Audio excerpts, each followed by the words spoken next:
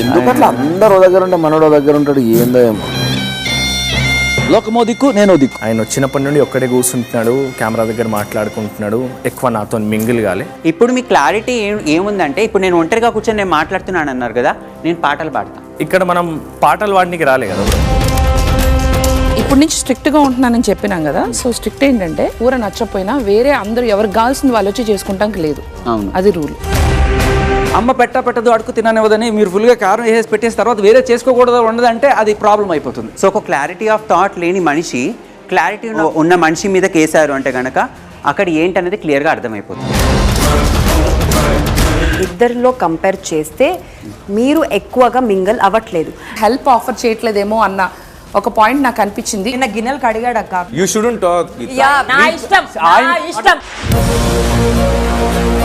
Sita, silence, Sita. Silence. Silence. Combination మధ్యలో మాట్లాడినప్పుడు నాకు మాట్లాడ